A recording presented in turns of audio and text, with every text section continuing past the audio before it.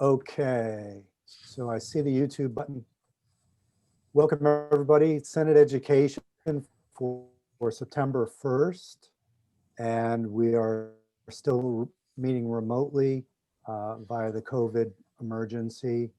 Today we have two different issues. The first having to do with pre-K during the emergency and essentially labor shortages and things we might do to alleviate that, as well as related topics. And then we have some representatives from Outright Vermont who would like to speak with us about cuts that have been proposed by the administration in their funding.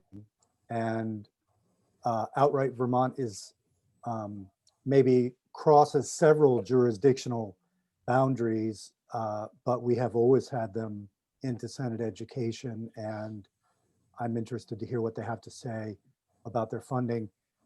Just a heads up on that, and I'll reiterate this later, but we obviously are not a committee with a checkbook. So what we tend to do is make recommendations either for good or for ill, and pass those up to the Appropriations Committee. And that's what I imagine happening in this situation. Okay, with that said, I'd like to go to Bill Yates, if I could, who is the Data Administrator, District Testing Coordinator at Hartford School District. And this meeting began with an email that he sent to Senator Allison Clarkson, who contacted me, and she and I discussed it briefly, and we thought that the situation Mr. Yates was pointing to was worth looking into, and he had some coherent suggestions about how those might be handled. So what I've tried to do is ask a couple of parties from the pre-K world here today, Allie Richards and Meg Baker, to see if they can respond to the situation in general, but also the suggestions that Mr. Yates was putting forward. So Mr. Yates, welcome. And feel free to start wherever you like, and with the idea that you would dovetail eventually with your suggestions. Well, thank you for this opportunity to speak with you all. I mean, I come at this issue from a couple different perspectives. One, most importantly, as a parent of a preschool student, also as a school board member of Windsor Southeast Supervisory Union, and the data administrator for the Hartford School District, which is, as you realize, it is in Hartford, Vermont, and that really affects the towns that I am on a school board on, which is Windsor and West Windsor, because Windsor and West Windsor have very few preschool seats within their borders. Most students go out of those towns to go to preschool, and one of the areas is, of course, White River Junction, and which is part of Hartford. What has happened in the preschool that my son goes to is that the preschool teacher, which I'm sure has happened throughout Vermont, is a retired teacher. When the Public Pre-K Law Act 166 was passed, it created opportunities for retired teachers to continue teaching in a limited 10-hour-a-week setting at private preschools. Many of these retired teachers are, as you understand, are at risk of COVID-19. And this woman, who I actually know, I taught both of her sons in 5th grade in Pomfret, Vermont, and both of them are in their 30s. So you can imagine this woman's age, and rightfully so. Her family doesn't want her to go to this pre-K, and which is Aurora Daycare, and teach her required 10 hours a week for Aurora to offer pre-K kindergarten. The area also contains Green Mountain Daycare, which they have lost their pre-K teacher as well. Green Mountain is the largest daycare private pre-K within the area. and they can't find someone to replace that. This happened at the beginning of the COVID last March. They lost their pre-K teacher. Thus, they lose all their town funding from the area towns for pre-K instructions, the Act 166 funds. And what, of course, has happened at the Hartford School District, that the public preschools don't have the room. They don't have the seats to absorb these students, plus the fact that many of these parents, like myself, find it difficult to function within the public preschool option, because most of them, other than I believe Dothan Brook at Hartford, don't have a daycare portion to their preschool. And so this really affects working parents, because it's next to impossible to find a position in which there is pre-K and daycare in Vermont. I'm trying to fix that in my position as a school board member, but it's a long process. Do you mean some of the solution? If I could just clarify, by when you say they don't have a daycare option, you mean that they have limited hours and you're looking for an 8-hour full work day option?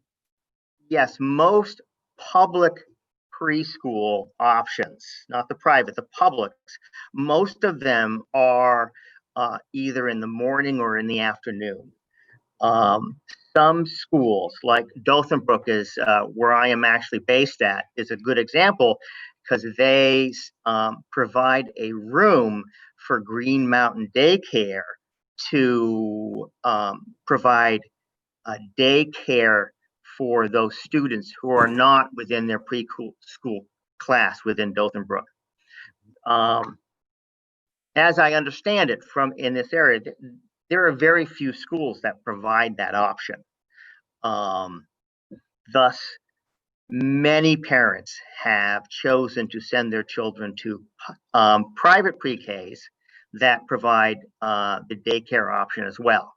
So the need to transport is not there, and your students at a safe place. The option for my son, for example, he has gone to Aurora since he was 3 months old. So continuing with him there was just the logical option. His daycare is roughly 1.5 miles from the school that I work in, and I love the facility. Now, preschool is not an option, and it's really not an option for me to find someplace else to send them, because really there isn't any place else. Because preschool teachers are at a premium right now. Teachers in general are at a premium right now. Finding replacement teachers within Vermont is next to impossible.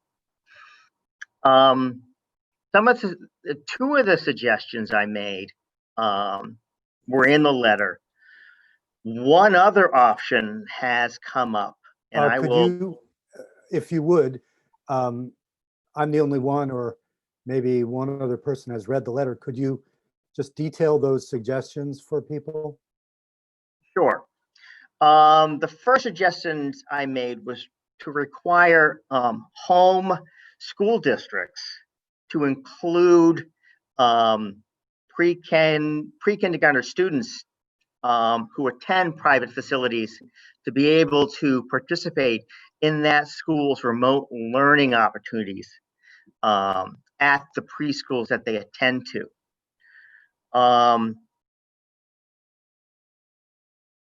One issue with this is that I know at Hartford, there is no remote only school options for preschool students. So residents of Hartford would find that very difficult to make happen. The other option was to allow for private preschools to apply for a waiver from requiring a certified teacher if they get a LIS system or LIL system to provide the curriculum during COVID. And the one suggestion I made was a site that I looked at and got quotes for as well, is MissHumblebees.com. There is a third option which has popped up in discussion for Aurora in particular, is to allow a waiver for in-person instruction for teachers to do remote instructions, the certified teachers to do remote instructions while students are at the private pre-Ks. And this option would actually work for Aurora Daycare because the teacher who is certified is willing to do remote learning while the students are in the pre-K and supervised by preschool staff. But the owner of the preschool was informed that to get the preschool funding, that they would have to have in-person instruction.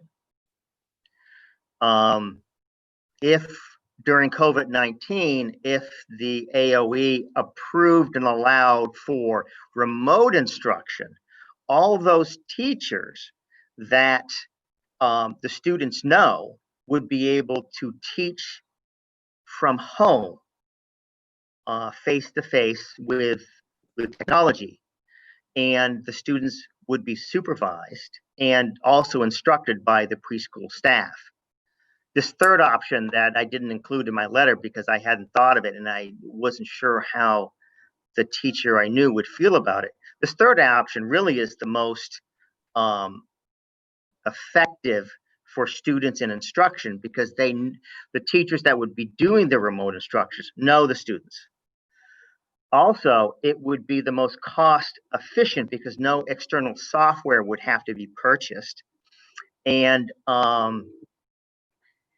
also, the students would be supervised by the preschool staff who are watching them anyway. All that would be required would be for the AOE to allow for remote instructions from certified teachers to happen. The other two options are, of course, possible, but after I've done some investigations, very few school districts in the area are offering remote public preschool to preschool students because those students are at home and the supervision that they have is very limited. And remote learning for preschool students is not illogical. If it's a computer and a student, these students don't have the skills, they don't have the attention span, they don't have any of that. While if the remote option was available, let's use my son's, the Aurora as an example, they could use the preschool funding they would receive to continue to hire the music teacher that they did, to continue to hire the part-time PE teacher that they did, who would actually come in. They would be able to continue to hire the classroom teacher to do remote face-to-face learning with the students, which is really what her model was anyway. She would work with students one-on-one, and the daycare worker would be doing a group activity with the rest. So that's kind of the issue that we're dealing with. In general, the state of Vermont is really struggling to get preschool teachers anyway. COVID has just dried up the pool completely. Well, there's been a long-standing issue with, the required teacher in the private practices because we've had testimony for years that they can't get enough, that there's an economy of scarcity, especially in the kingdom and rural parts of the state. So I imagine COVID has exacerbated that to the point where people are just throwing up their hands. So Mr. Yates, that's a great summary of the problem and some solutions. If you don't mind, I'll turn to the two other witnesses. If something else occurs to you as we go forward, we can certainly come back to you. But if I could go to Allie Richards now. Welcome, Allie. And Allie, if you wouldn't mind speaking to the extent possible to the factual parameters of this problem so far as you know them. In other words, how many teachers are we missing? Do you have any metrics around how bad this shortage is? And then what are your thoughts on solutions? And maybe we can limit it for now to everything being conditioned on the emergency, with the idea that if we did something, it would go away when the emergency went away, as have all of our other temporary fixes. Right. So start wherever you like. All right, thank you for that prompt. I will probably change my remarks a little bit, although I did submit written remarks that might be helpful as a resource for you all. But I'll do a more summarized version, and really interesting to hear from you, Bill, as well. And for the record, Allie Richards, CEO of Let's For Kids. Thanks for having me in on this. So, let me start with your question, Senator Baruth. We knew before the pandemic we needed 2,000 additional early educators, to the point that Bill is making, to actually meet the need of 0 to 5. Okay, so just to give you some context, we do have some numbers. Recently, for example, they're anecdotal. There's here and there, but they all add up to what you're probably hearing. There is unbelievable, tremendous pressure right now with the loss of early educators for a variety of reasons. One, it was dire before. Two, $13 an hour, no benefits. Three, right now you need more staffing to get this done in a difficult environment. You need substitutes galore, which they're hard to come by. So we see programs closing because of the staffing shortage. It is really severe. So I just want to be sure we're all on the same page. This is really a moment right now where an acute pressure has just gotten even more acute somehow. For another thing, the hubs coming on board for the school age childcare, the sign-on bonuses and other things are going to potentially pull from this field, or just frankly show the injustice, in such a detrimental way that it's just hard to go on. These folks have been working, serious burnout since March in some cases for the low wage, with no benefits. And now they're seeing others make more money than they are, and they could be making more money in literally any other job. So there's a serious problem. So you asked that question early on. I just have to lay that out. We saw one job site that has 72 listings for openings of childcare right now. We have right in Montpelier, where you'd usually be meeting right now up the street, is one center that has 5 openings they cannot fill, so they've had to reduce their hours. They did do some data from CDD recently. 33% of all programs said they changed their hours or days of operation because they didn't have enough staff. So this is a widespread problem. Also, 49% of the regulated childcare programs said that they change their hours or day because of COVID. So this is very much a COVID-related, staffing-related shortage. So that's some context for you. Let me get back to sort of the pre-K specifics. I'll finish quickly with the broader context here of what the staffing shortage means. I just have to acknowledge unbelievable work happening by early educators, licensed teachers, especially last spring. We saw some unbelievably creative, awe-inspiring work happening to remotely support families in a really tough environment. So, in this case, I would say we really do think that this is a shortage that Bill laid out beautifully. I don't need to go into the details specifically to the pre-K complications, but we would say that if you could temporarily, as you mentioned, Senator, with a lens of not moving backwards on quality standards, right? This is a temporary emergency. So making some creative flexibility right in this moment to get us through this, but to not bake those into the long term, that's the wrong direction. But to have a waiver, for example, for pre-qualified pre-K programs who lose their licensed teacher, the way that Bill has said, and they're unable to hire replacements in a timely fashion. We really appreciate that AOE shifted policy to actually allow requests for additional days for substitutes for licensed teachers. Programs are now allowed to apply for an additional 45 days. So we recommend also allowing programs that are pre-qualified as of September 1st, 2020, to receive a waiver to continue to use the substitute for the duration of the whole academic year. Again, temporary only, but these fixes of waivers with substitutes and other pre-qualification statuses really would help. I know Meg Baker is speaking next, so I want to really yield most of my time to her because she can tell you how this all looks on the ground much better than I can, Senator. But I do, really want to say that there's flexibility needed right now to get us through this moment, and Bill laid it out perfectly. I think Meg can give you those details. I couched it because of your question in the bigger picture staffing shortage terms, and I just wanted to keep you guys in the loop because of this really crisis moment we're seeing right now with 500 spaces in Chittenden County alone in the last 2 months closing because of staffing mostly. This is very serious. So we were asked to come up with a solution in the moment, and other committees right now are actually hearing about it. And so I wanted to keep you all in the loop, and I'm happy to come back at a different time if that makes more sense, because I definitely don't want to take from Meg's time.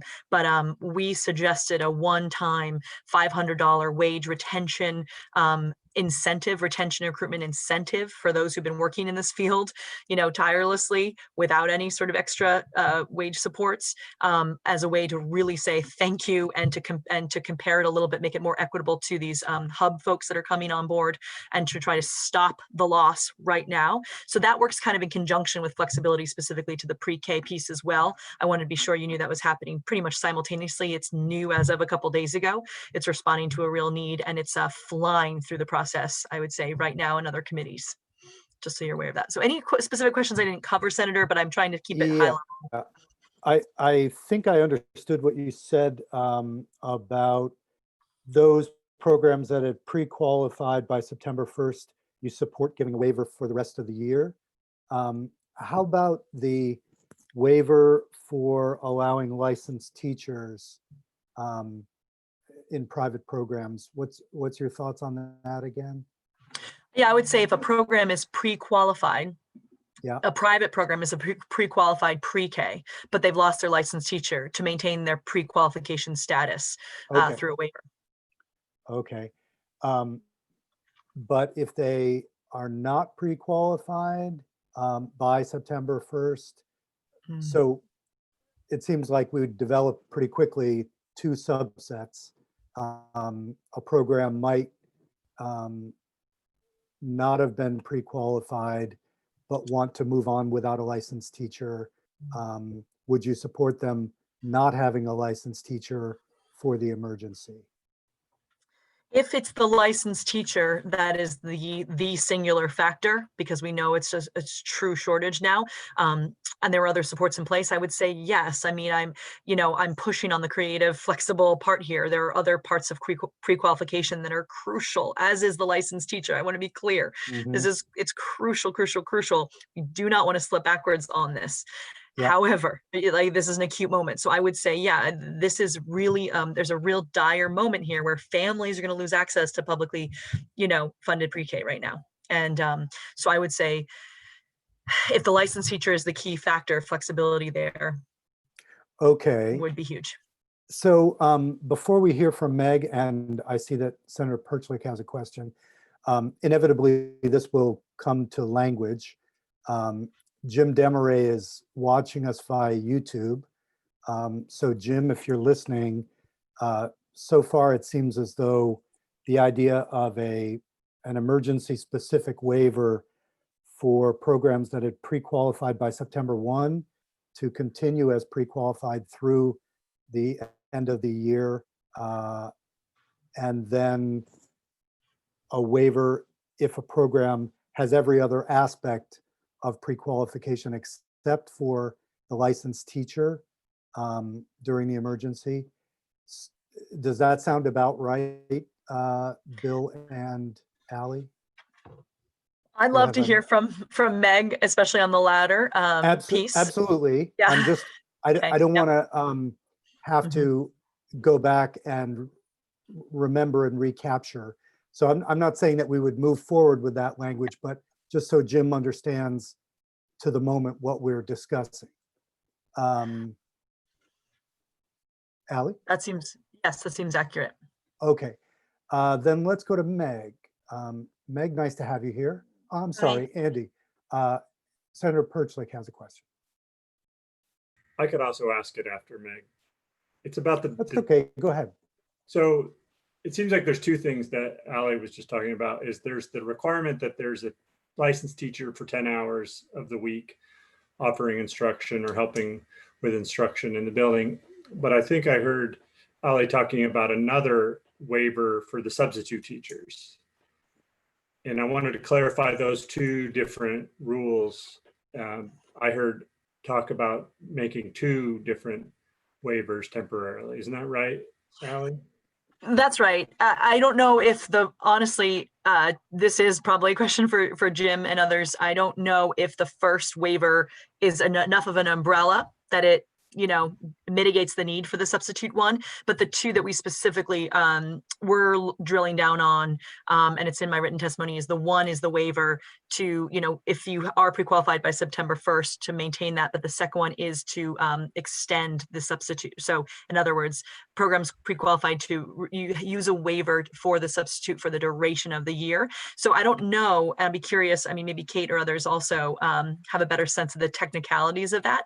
I don't know if you would need to really list the specifics of both the licensed teacher waiver and the substitute waiver, or if the first one covers the second. But I do think you're right to say there are two dynamics here, which is licensed teacher and the other is the utilization of substitutes. The other, before we go to Meg, Jim, if you're listening, I'd also be interested to know to what extent these changes can be made just as policy, emergency policy decisions on the part of AOE, and to what extent we would actually need to write session law or something to get us through. So your thoughts on that would be appreciated as well. Meg Baker. Hi, thanks. So I want to thank you for giving me the opportunity to testify a little bit about the impact that coronavirus has brought to pre-K programs. I'm the Universal Pre-K Coordinator for Addison County, which is 3 school districts: Addison Central School District in the Middlebury area, Addison Northwest in the Vergennes area, and the Mount Abe Unified School District in the Bristol area. And this year we are partnering with approximately, it's still a running number, 31 private pre-K programs.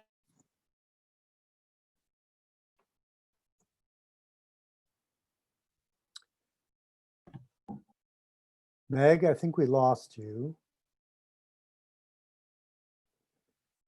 You're frozen, Meg, so maybe a quick fix might be to turn your video off. Okay, is that better? That's, your image is still frozen.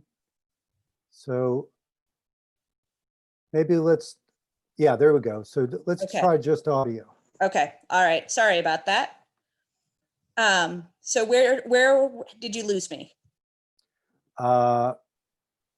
We've got 3 school districts, 31 private partners. That's where you 31. Okay. And last year we had about 430 pre-K children, and 80% of those children were served in our private pre-K programs. I'm anticipating that approximately the same percentage will be served this year in private programming. But coronavirus has definitely brought changes to both our public school programming and the private pre-K programming. Both programs are having huge shifts right now in fall enrollment.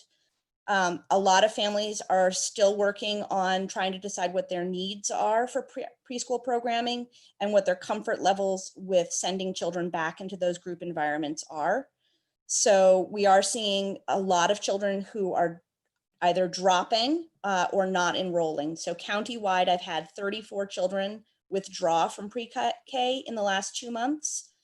And that's just the 4-year-olds who would be coming back. It doesn't include the 3-year-olds who never enrolled to begin with. I'm anticipating that we'll see 20 to 25% fewer pre-K children altogether enrolled this year as opposed to last year. We are seeing in both district programming and private programming a shortage of staff as well. That's in part, the barriers include personal and household health and safety concerns, as well as childcare for school-age children who may be attending a hybrid model. So those are the barriers we're seeing. There's a significant shortage of substitutes, both for schools and private programming, and we may see some temporary isolated classroom closures because of that. We've had several programs that have had to be creative with their staffing, either allowing children to come to work. So we've got a number of programs that have gotten a variance so that staff children are able to come to work with their parents. They've also offered more flexible scheduling for their staff. We have a program that has a teacher who is doing kind of a combination of outdoor only and virtual on-site, but virtual learning for the children in the classroom. We've got reduced hours in several locations as well. But I'm not seeing the difficulty with retaining licensed teachers overall. I'm seeing that it's teachers want to come back when the crisis is over, but at the moment they are experiencing barriers to come back. There are some programs around the state that have closed. UVM Campus Children's School and KinderStart were 2 of our former partners, and they've both closed. And the financial impacts of COVID on all of these programs that have operated on very shoestring budgets have been huge. They've had drops of enrollment, they've got increased supply needs, they are having to budget for communication tools to meet with their staff and families. And a number of them are experiencing changes in space. So they're renovating so that they have space to do the health checks or greater space for children. They're moving their learning outdoors. And so they are getting more tents or equipment for outdoors, changing furniture setups, all of those kinds of things. Most of our full-time programs are also reducing their hours because they need extra time to clean adequately. And they need additional staff for both greeting children and at departure because of the health checks. There are some grants that have helped support those programs, but certainly programs don't always have the energy and staff time to devote to applying for those. So pre-K funding has been a huge help to them. Our district pre-K programs this fall are offering about 10 hours of in-person learning for their pre-K students in a hybrid model, so 2 days a week mostly. And there's one school in our district that's also offering a 100% remote option for families, I think for a couple of families. Most of our private pre-K programs are already back in session or are planning to be back in session when school starts, so they'll be fully in person. There are some pre-K programs, private programs that are also offering families a 100% remote option for the children. And most of those kids are in individual situations where their families have a medical concern that doesn't allow that child to safely return. And we are paying pre-K dollars, and the guidance from the AOE does support paying pre-K dollars for children who are getting a 100% remote option. We offered some professional development this fall for both our public and private pre-K partners on remote learning, which I should say is not really best practice in this age group because of the relationships and the hands-on learning that's necessary to really provide a strong education. But we know that may be a requirement. Last spring, our pre-K programs, the private programs, even though it was not required, formed incredible learning opportunities remotely with their families. They provided them with physical supports. They drove out to deliver diapers and food. They delivered packets of learning activities. There were mailings that happened. There were lots of virtual opportunities. And I have no doubt that if we have to close again, that they will be able to support families again in a remote context. Just in response a little bit to some of the things that I heard from Allie and Bill, I 100% agree with Allie that staffing has been a long-standing issue in the early childhood field. I could probably talk for a long time about why that might be, but pay and benefits are a big part of that. I would also say that in terms of what I see with the waiver, I think that there would be some benefit to providing pre-K, private pre-K programs with a waiver to remain pre-qualified if they were pre-qualified last school year. So I don't know about the September 1st date. I might go with a May 31st, 2019 date, before the end of the last school year. And I wouldn't recommend, I don't think, a waiver for new programs to become pre-qualified if they don't have a licensed teacher.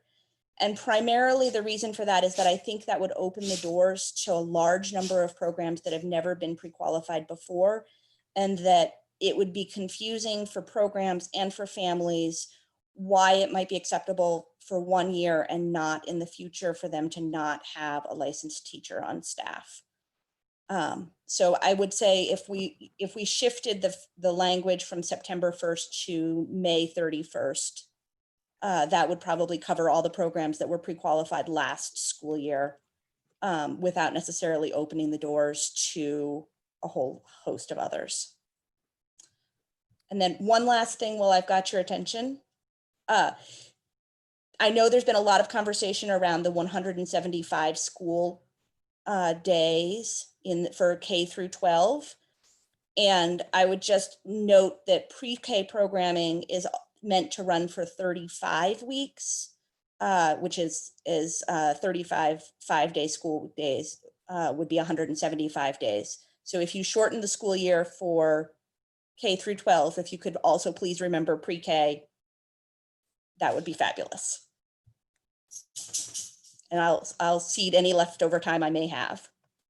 Senator, may I just clarify, I guess, my hesitancy on your question. Meg got right to the heart of it, which was what we're trying to say is, in this temporary moment, this leniency, this flexibility is necessary, but having the experience of doing pre-K in the past is the key factor, because you've had the pedagogy is in place, you have sort of the experience of the instruction that's likely to still be there, even if you don't have access to that licensed teacher, in the moment. That's sort of the basis of what my hesitancy was to your question. So Meg really addressed that, just if that helps you get the dates as you're sorting that through.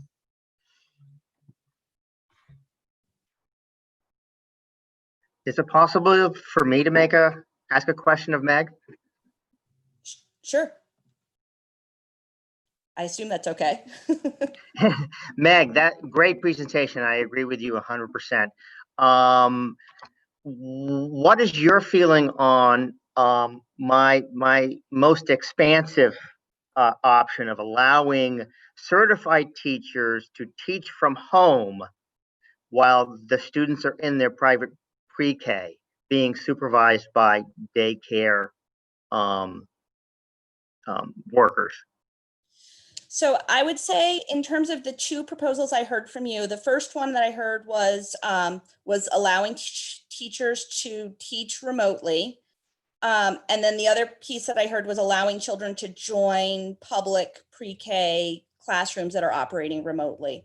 So in terms of the joining the public pre-K programs, I'll tackle that one first. I would just say our districts don't have capacity, and that forming new relationships with children virtually to teach them is going to be ineffective. And in terms of the preschool age group.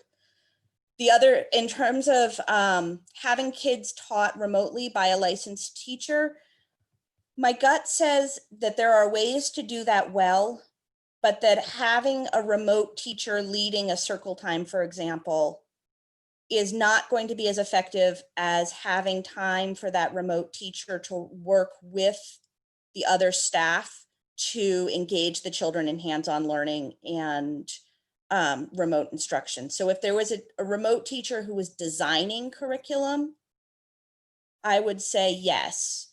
But I wouldn't necessarily say that a remote teacher is going to be able to deliver direct instruction well. No, yeah, Meg, I do agree with you. I've been I was an elementary educator for 23 years, and mostly in grades 4 through 6.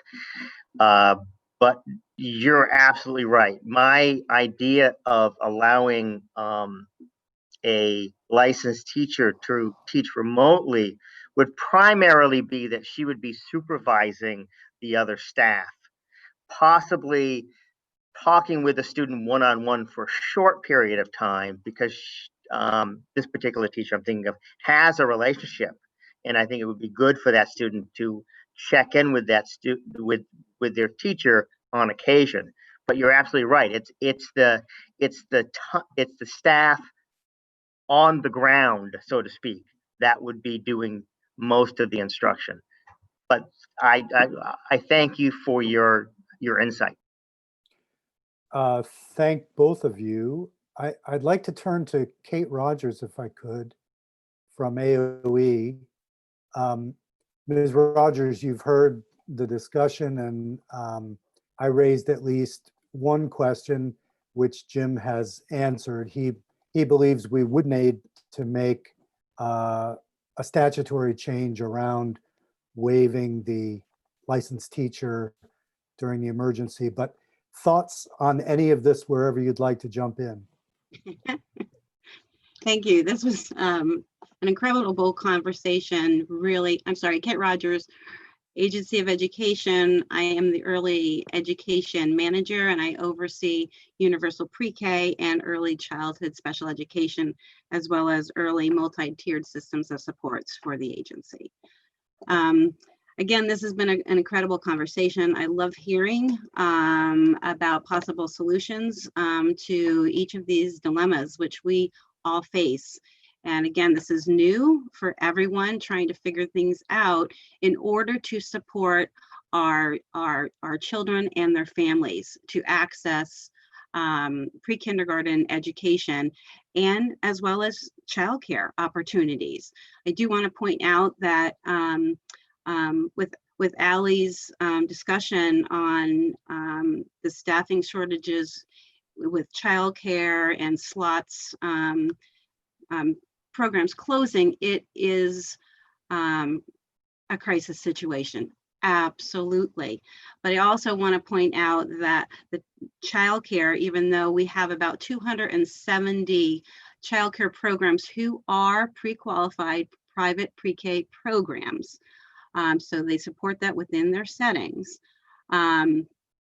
We talk about early childhood educators kind of like all in one bucket, when to me, and coming out of education, an early childhood educator means, for pre-K purposes, a licensed educator endorsed out of the Agency of Education with their early childhood education or their early childhood special education endorsements. So, so I do want to kind of, it's, you know, we're trying to solve the same problem, but we have different ways to move about it and different requirements regarding that. As you know, the Agency of Education and the Agency of Human Services Child Development Division jointly oversee universal pre-K. So we connect with them weekly, even daily sometimes, about the operationalizing and monitoring of these programs. So right now we have about 400 programs who are pre-qualified, both public and private, and we have about 40 applications for pre-qualification in our queue, waiting on approvals. So if a legislative if you move to push a, a waiver for teaching staff, it has to be, I agree, it has to be something in legislation that does that. We can't do that at the agency. But I do agree with the point that it should honor those programs who were already part of a pre-K system. Those new, no, because they haven't had the opportunity to implement pre-K education and have that licensed teacher on board, either on site in public pre-K programs doing direct instruction, or on site and being present in private pre-K programs to oversee instruction. So we've got some nuances of differences in what that might look like. When I first came on, I prepared to provide some comments based on Mr. Yates's letter that he provided, with pulling out and identifying the problems that he was facing and he knows other families are facing within his region, as well as coming up with some possible solutions. So I think Mr. Yates said some of those solutions we may have resolved in the best way we could at the state level. So we have recently released guidance on August 21st. The first guidance was on the allowable use of publicly funded pre-K education dollars in response to COVID situation, and that outlines what private pre-K programs may do in terms of offering families remote distance learning or hybrid model of instruction for those pre-K students who are enrolled in their private programs. And school districts, of course, pay public tuition dollars for each of those families so the child can attend and receive the public education. So, so that guidance outlines that the private programs can continue to receive public pre-K dollars if they do offer remote or distance learning. So I think that piece is clear in that guidance. And that's also, it also states in another additional guidance, and I'll post these for you. Jeannie, I can put them in the chat box where the links are to these guidance documents for the committee members. Additional guidance we put on staff qualifications and the instructional models that are impacted by COVID. And this allows programs to, again, offer that remote, distance, or hybrid instruction to families who choose to take that option of remote instruction. So nothing's off the table. We're in step 2 of Agency of Education's school-based strong and healthy start to get us going. So we framed it within the steps of the strong and healthy start guidance. Within this same guidance, a licensed educator needs to implement the remote learning instruction and align the curriculum with our Vermont early learning standards. And we are stressing the use of the Vermont early standards, developing self domains, which incorporates the social emotional pieces to support educators and families on securing best practice in order to support those families and children with social emotional concerns.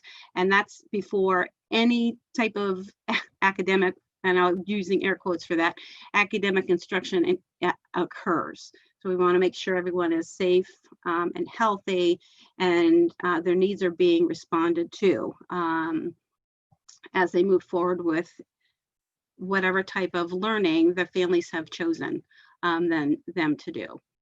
So in terms of losing a licensed teacher, pre-K programs are required actually to inform the Agency of Education if they've lost a licensed educator.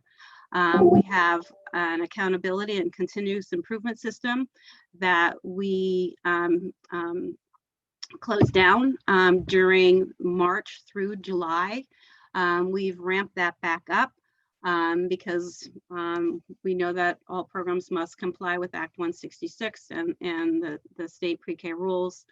And part of that process, and this would also inform programs, if a waiver does come through, it would have to be that a waiver also takes into consideration if a program is in like a tier 1, tier 2, or in intensive needs that may be in jeopardy of having their pre-qualification status revoked.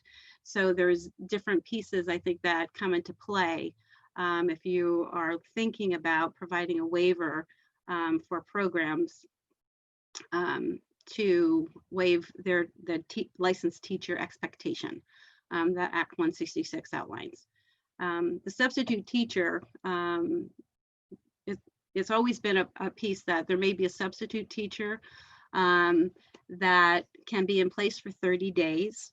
Ally referred to that the agency has provided an additional 45 days given COVID. Maybe a licensed teacher has become ill and the program is looking to either hire or replace that licensed educator.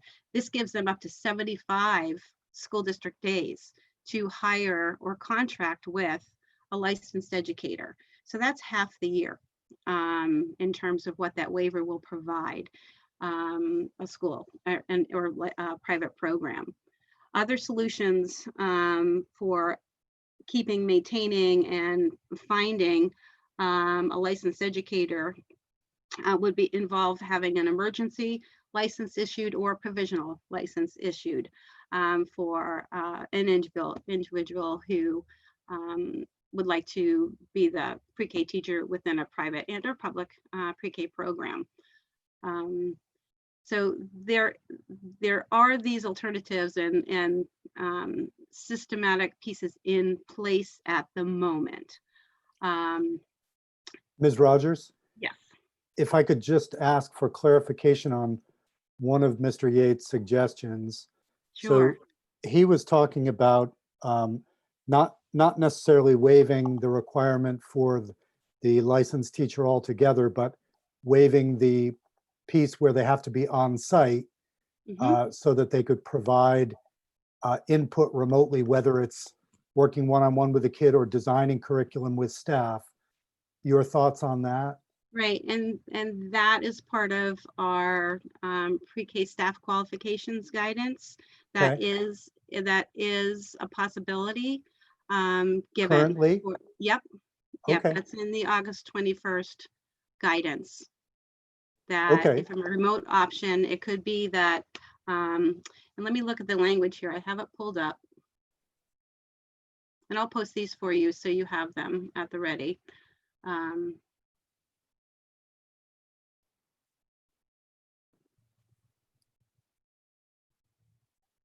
Yep, maybe I have the wrong one up.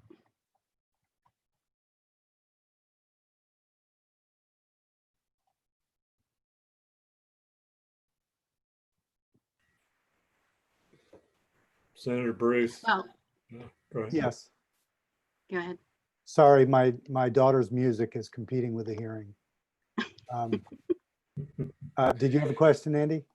Well, I thought while she was looking it up, Meg in the chat said she wanted to ask a clarifying question. So. Oh, please go ahead, Meg. Thanks. Kate, you mentioned that in terms of other pieces that a program could take advantage of in order to find a licensed teacher, emergency and provisional licenses were an option.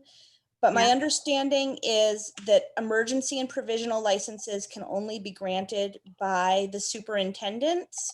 And since the superintendents don't directly supervise staff and private programs, I believe that in most of the state, they've said that unless you work for the school district, they're not able to offer provisional or emergency licenses to staff in private programs. Can you speak to that at all?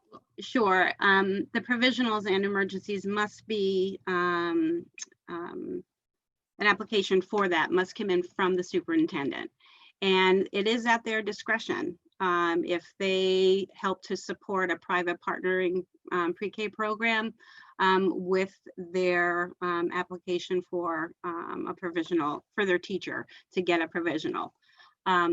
So why superintendents may be reluctant to do this is because that if that individual doesn't fulfill the teaching requirements within that program, the consequences fall back on the superintendent. And so that's why they may be reluctant to provide that. Some do, however, provide that for private pre-K programs.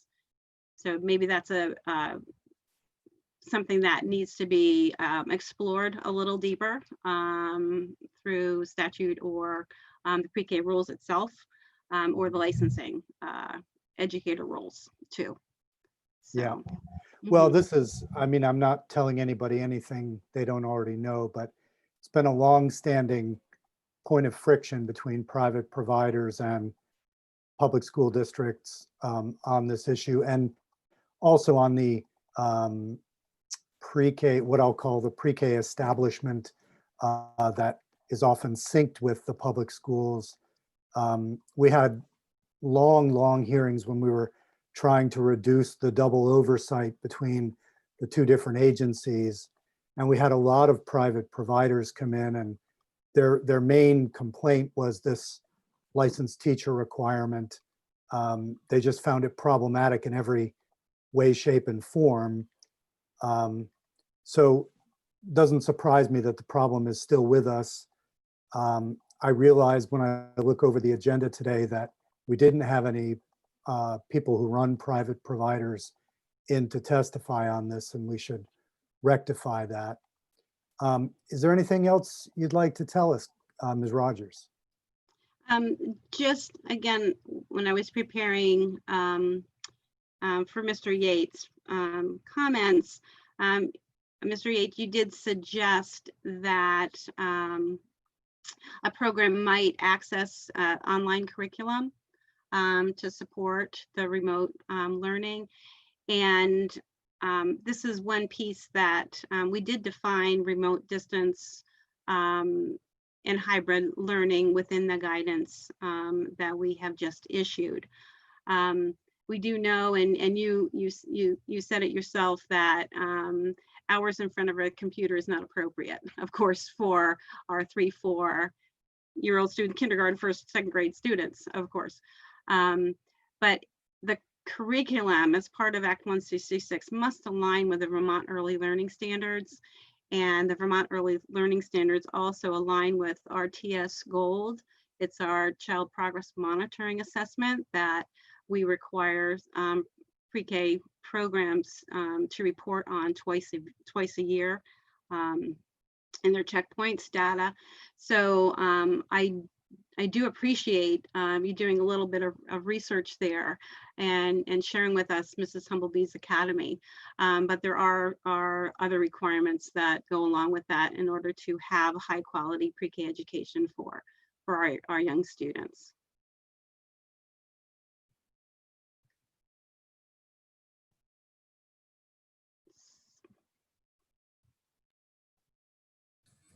Oh, Thank you. Senator Senator Ruth. muted. Oh, Sorry, I'm trying to shield you from loud Elton John, which has somehow made it back into teen pop music. Well, at least she has good taste. So given that we've heard all the testimony at this point, questions for Ms. Rogers or any of the witnesses? Yeah, Senator Perchlik. Yeah, for any of them, what I'm hearing from some of the private providers in my district is also that they're having trouble with some of the regulations, just hiring the lead teachers. You know, so it's not that they need to have the state license for the 10 hours for the pre-K, but for the childcare, that some of the requirements there are getting, because it's just so hard to find any, like was mentioned, they put a ad out for 5 positions and they get 0 applications. So on top of that, with the low wage, to say that they need to spend money to take courses and things like that is making it difficult. I don't know if there's been any discussion. My question is, has there been any discussion on waivers of those other requirements temporarily? I think You want me that's, to just quickly? okay. Oh, go ahead. I was thinking maybe AOE was the place to go for that. Well, I'm just curious because it's actually on the CDD side. So please, Kate or Meg, if you have feelings on that, please. I was just going to mention this is a CDD regulation. Kate, do you want to go ahead? No, that's right. It is, the lead teachers are defined in the child care licensing regulations and not in the pre-K roles.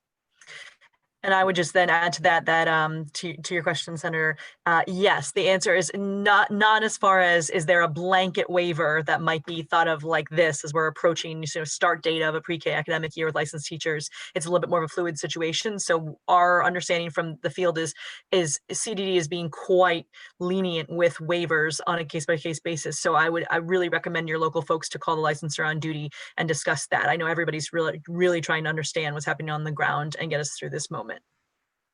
Okay, thank you. I will say it's good to hear that one of Mr. Yates' suggestions now seems to be possible under, and I think Mr. Yates, correct me if I'm wrong, it was the possibility that you thought might be most efficient, that is allowing the licensed teacher to contribute virtually. From what I understood, that is allowed under the current guidance. Any thoughts on that? I'd be interested to read the August 31st update on that regulation, just sort of to clarify it. But if it's possible, I think it's wonderful, because it would allow these 3 to 4-year-olds to continue, at least in some way, with the instruction, the instructor that they are familiar with and are familiar with them. Yeah, if that's possible, I think it's great. I think it would allow a lot of the licensed teachers who are left the classroom because of COVID to be able to still do their job. Mhm.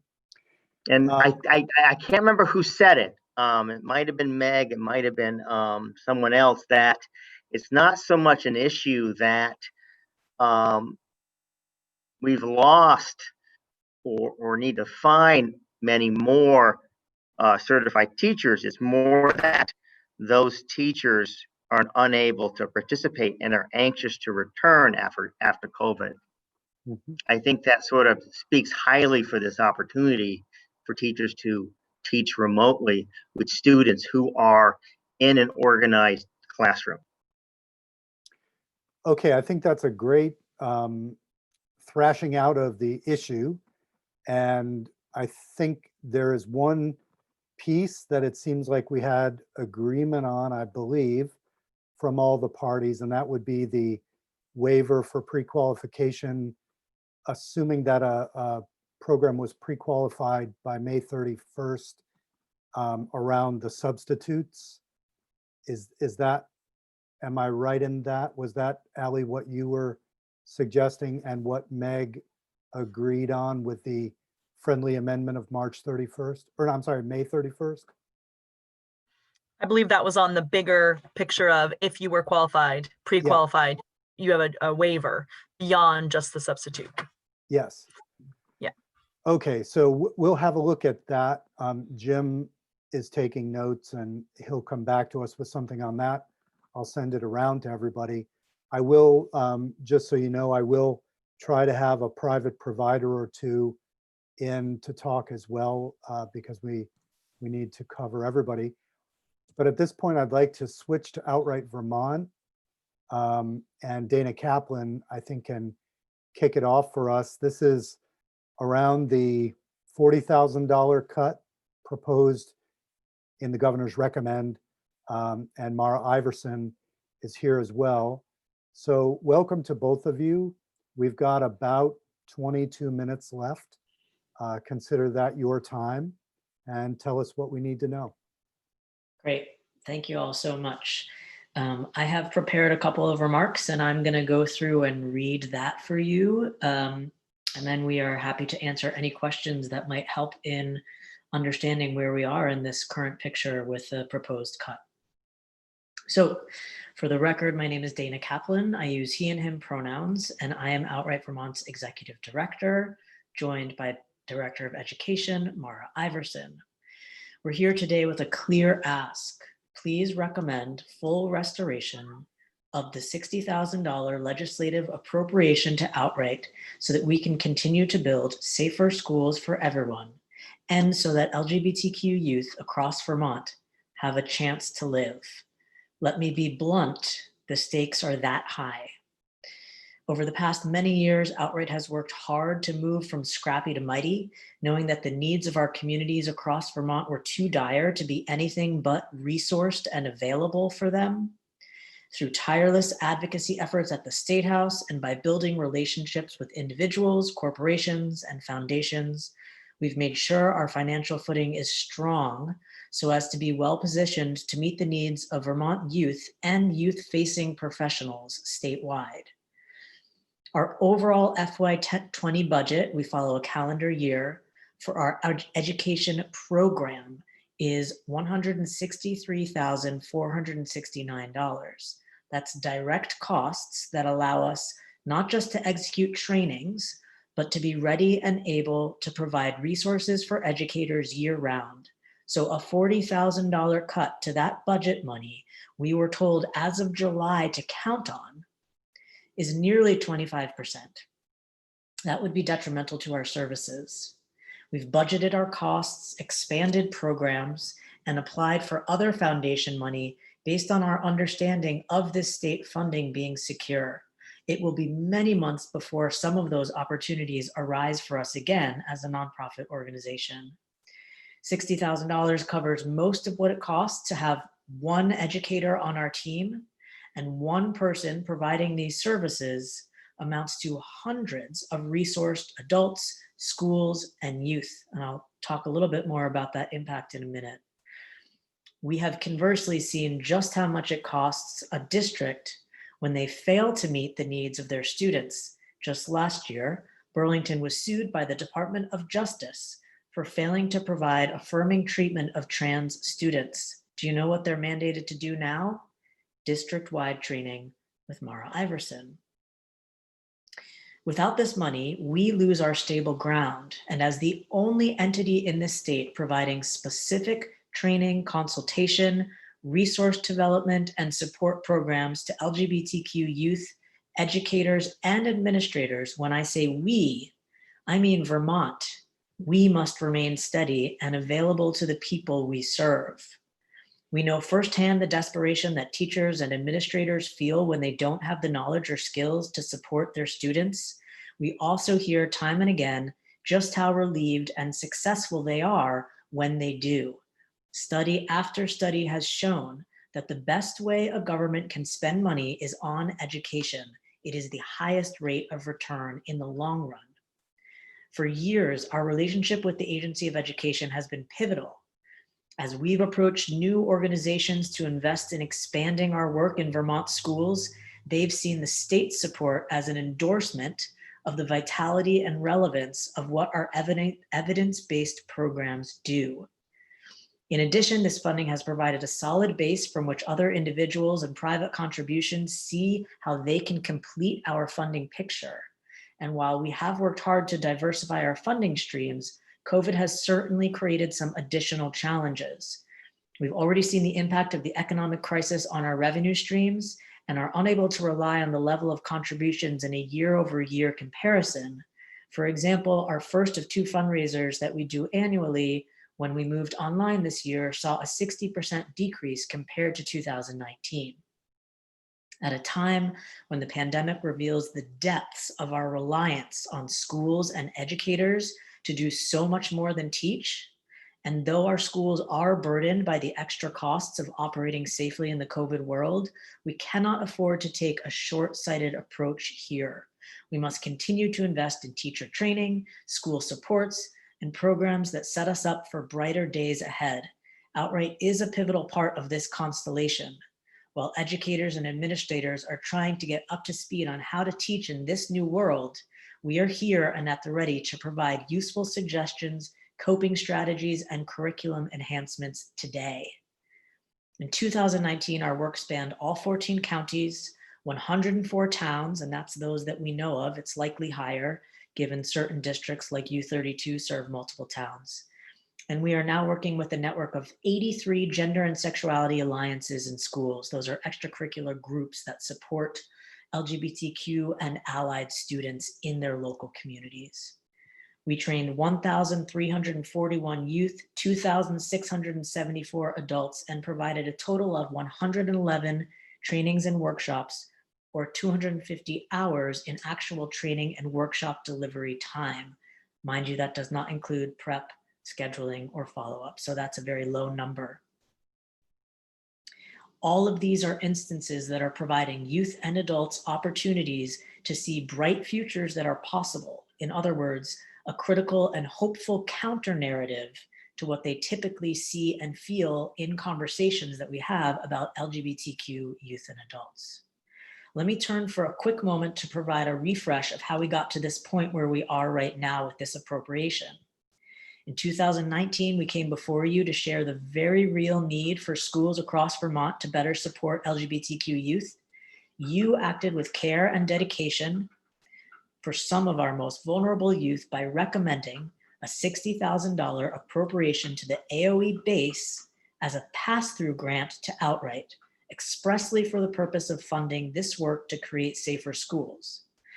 That the AOE would attempt to cut this relatively small for them amount of funding that directly supports the sustainability of these efforts through funding the salary of a director of education is beyond disheartening and honestly scary. I know you have all seen the YRBS data. Those numbers are real youth.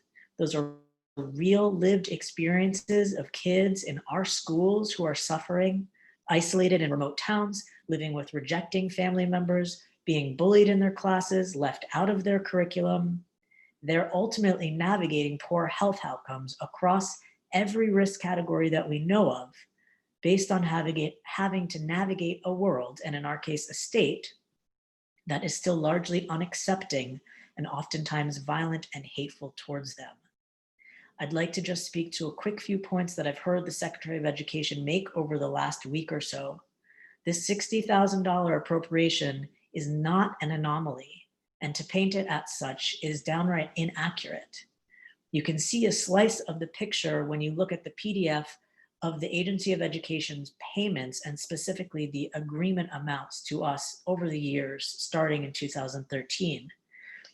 The chart ends in 2019, or your FY20, does not depict the $60,000 legislative appropriation that we got at that time. But what you can see is funding that has increased from $20,000 to $37,000 to $60,000. And this was the AOE being responsible to the needs of school district based on their feedback and advocacy, saying they were desperate for more trainings, more resources, more curriculum development, more consultation time, so that they could boost their capacity to support struggling kids. Secretary French shared that the rationale to cut this money is essentially to spread the pain around. If we apply an equitable lens to how we look at budget changes, that makes no sense. LGBTQ youth cannot tolerate any more pain. It is a death sentence we do not want any part of. And what kind of message does that send to queer and trans youth who are already struggling in schools?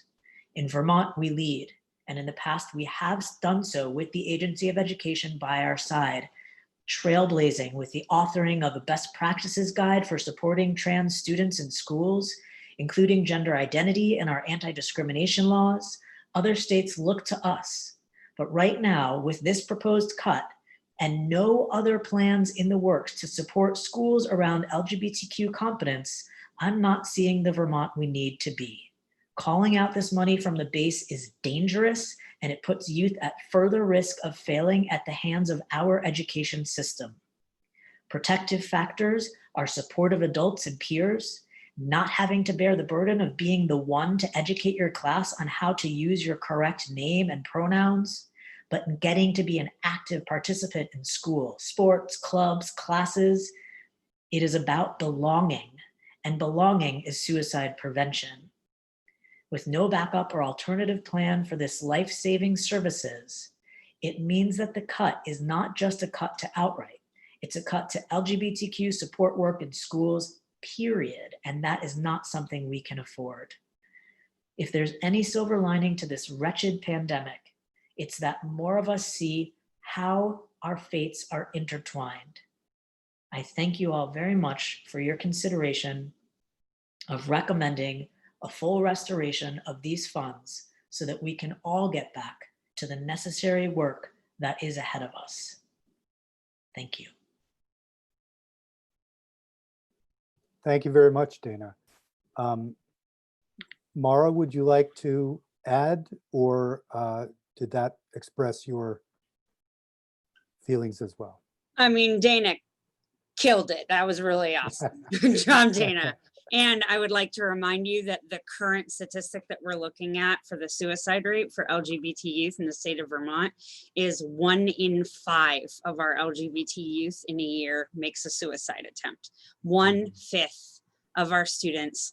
And if you're looking at a number that's around anywhere from 12 to 14,000, 1 in 5 is thousands of kids a year that make a suicide attempt. This isn't, it isn't for play. Mhm, mhm. Well, thank you both. The committee has been supportive of your requests in the past. I won't speak for them now, but if I were predicting, I would say that's where we would wind up. I will suggest that we wait until next time when Senator Hardy is here. We're going to have to begin as a committee a process of putting together different requests around CRF funding. I want to recommend to the committee and then hopefully to the Senate that we increase the 6.5 million we put into the HVAC program, given the success Efficiency of Vermont has had in signing up 300 schools for work. So what I'm imagining is one communication to appropriations that would be, this is a regular budget item, not coming out of CRF or ESSER funds, but we can have different sections of the letter and add to them as we go and then finalize it. We don't want to wait too long because in another 2 weeks, they're going to be working through their requests pretty quickly. Any questions for outright? Senator Ingram. Thank you. Well, mostly I just really want to make a comment. A couple comments. I know Senator Hardy was very sorry not to be able to be here today, and she's very, very supportive. And it was actually her idea to invite you today. So just to convey that from her. And then also as one of the 3 LGBTQ senators, I just want to thank you very much for your work. And, I am well aware of, we're not playing around when we're talking about young people and finding their place in the world and being able to manage, and also the incredibly important resource that you provide to teachers and to adults in their lives to help them to understand better. So I thank you for your work, and I don't mind saying that I will certainly do everything I can to make sure that your funding is restored. It's really a drop in the bucket in a $1 billion AOE budget, and yeah, it seems to me there's no reason why we can't get your funding back. Mm-hmm. Thank you so much. Appreciate that. Well, thank you very much, folks, for joining us. Committee, what I'm thinking for Thursday is Jim Demaray has prepared language around Dan French's policy proposals that he went over with us last time. It turns out that the House is putting forward a very similar document. So we'll take a look at that on Thursday. We won't look to vote on it or move it. What we'll do is go through it, note places in the language where we want to make changes, what we seem to support as a committee, what we don't. And then we'll wait for the House to deliver us what they're going to send. But at that point, we'll be ready to act on it very quickly. So that's the heads up for Thursday. Anything else before we head out? Senator Ingram. Thank you. Yeah, I did just want to bring up in testimony that Senate Health and Welfare heard this morning about the hubs and the child care hubs. And yeah, sorry, yes. I think we're all done with you, Dana and Mara. Thanks. Thanks, Dana. About the child care hubs, we heard also from Holly Morehouse about after school, the after school programs are very much involved, in that. And she mentioned a couple of times S335 that we passed. Task force. Yeah, the task force. And so I just wanted to say that we kind of told her we would try to check into that. I guess it's in House Ed right now. And if you don't mind, I'd be happy to reach out to some of our colleagues in the House and see if it's on their radar, or if they have any intention of passing it before we. Sure, I think that would be fine if you want to do that. I did, and I believe Kate Webb CC'd you on it, Debbie. She did mention maybe a month ago that they might be interested in working on that. I suspect what's going on there is the House version of the tax and regulate bill now directs a chunk of the proceeds into after school. And so given that that's the House's stance, it may be that that's trickled to the Ed Committee and people have said, hey, didn't you have a bill setting up a task force? So sure, if you want to do that, I've kind of lost hope for the House acting in any predictable manner on anything that we've done. I honestly, I just don't understand what they do with their time because they seem uninterested in moving legislation. And I can't see that they do much in the way of oversight either. So it's, I don't know. So with that said, probably better that you go speak to them than that I do. So Holly was just pointing out, that, Yeah. short-term problem now, but if we want to get ahead of our, long-term needs, we really need this task force. So, yes. But for instance, let's just take this task force. We sent it to them, 6 months ago, 7 months ago. It's just a task force. It's not policy. And they could have, I know they support after school, so I just don't get it. But again, they're locked onto something that I can't see. So I think that's everything. Andy, you didn't have a question, did you? I just wanted a quick question on the school ventilation program, if there was anything else to do on that, or just as kind of a hold to see if there's going to be any funding, or do we want to hear from them, or is that really not needed? Well, what I'd like to do is, so as we've talked about a lot in here, there's $100 million supposedly fenced off for pre-K out of the CRF money. So it doesn't look like the hole in the ed fund is going to be more than 70 million. So even if we were allowed to move that money into the ed fund, there's a chunk of money there that I would be willing to fight for in terms of our needs, K through 12. With that said, you know, we have 6.5 million approved now.